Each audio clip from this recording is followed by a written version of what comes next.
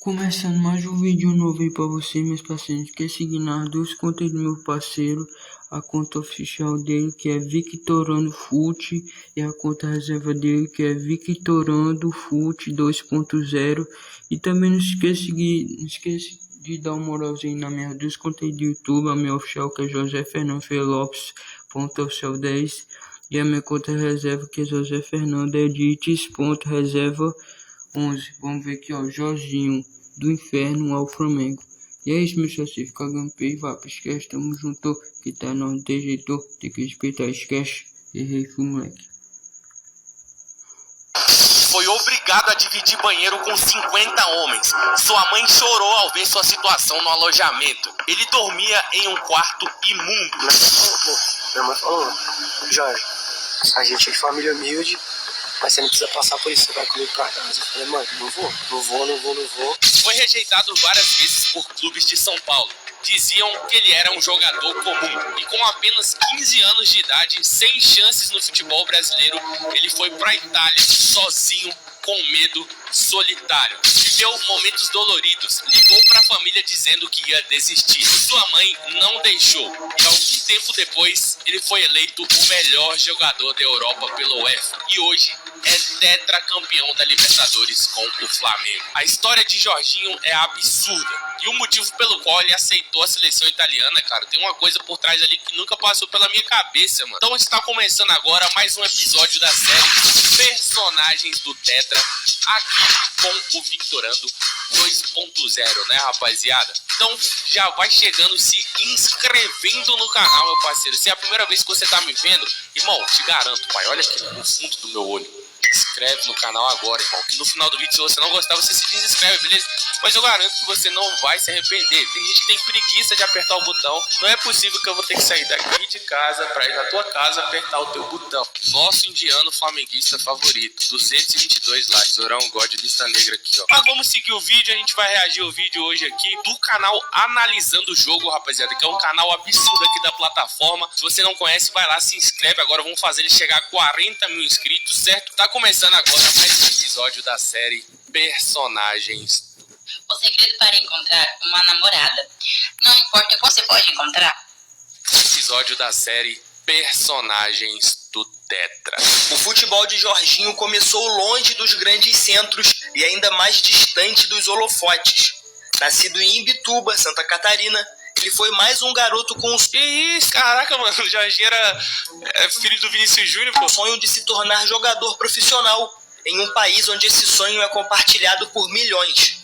Mas o que Jorginho nem imaginava é que anos depois deixaria de ser apenas um menino franzino do sul do Brasil para se tornar um dos nomes mais importantes da seleção italiana no século XXI. A sua trajetória no Brasil não foi marcada por passagens em clubes de renome.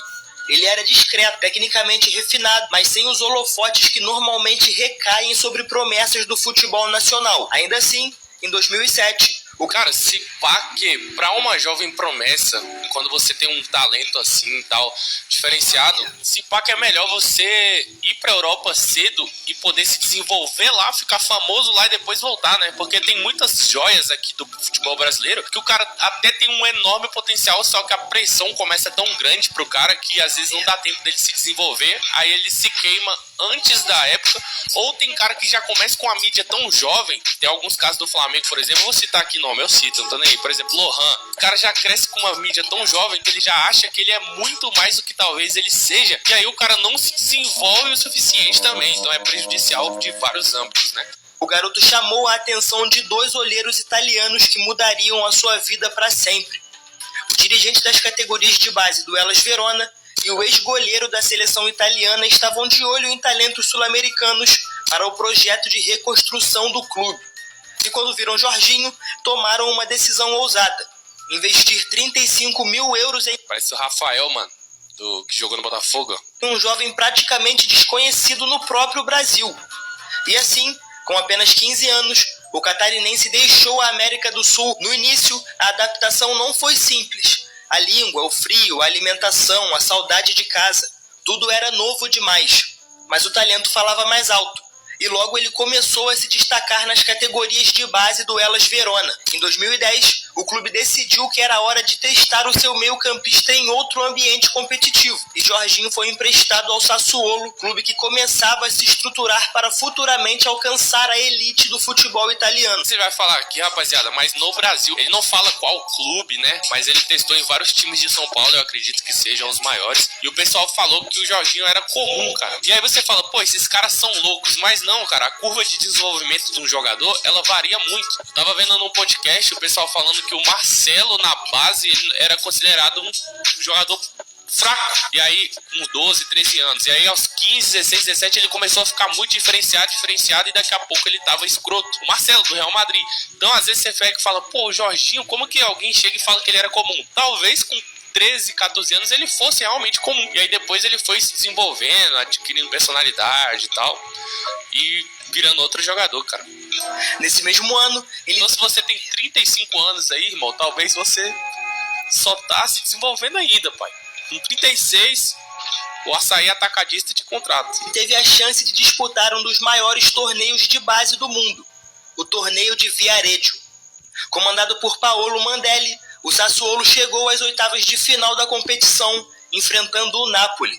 Jorginho perdeu um pênalti naquela partida, mas a classificação veio.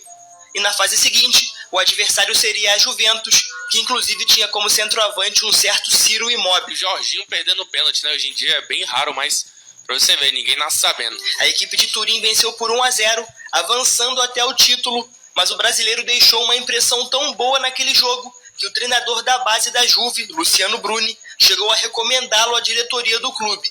Mas a resposta foi negativa. Para eles, Jorginho não tinha nada demais.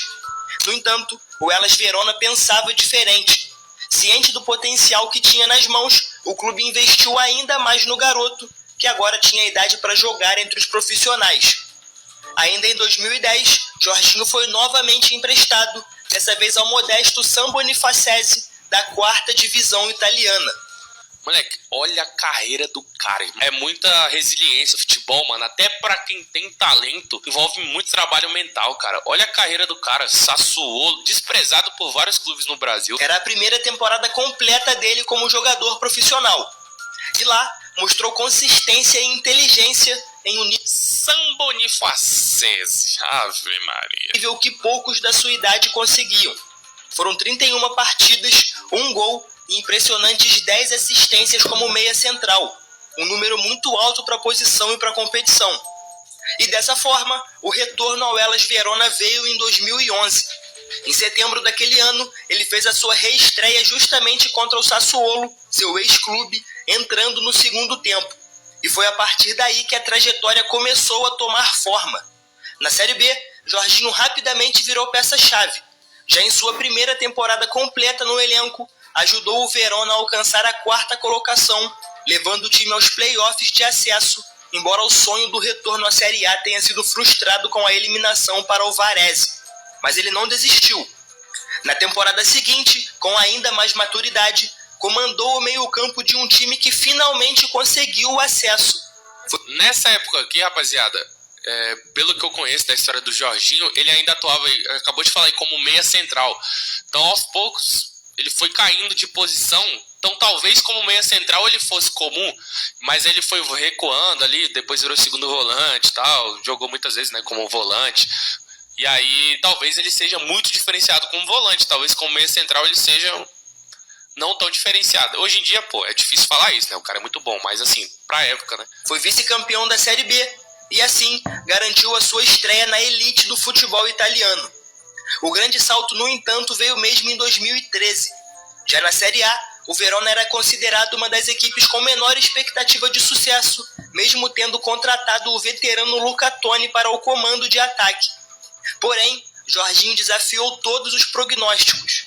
Nas primeiras 8 rodadas do campeonato, o brasileiro marcou 5 gols, 2 deles em uma atuação dominante contra o Parma.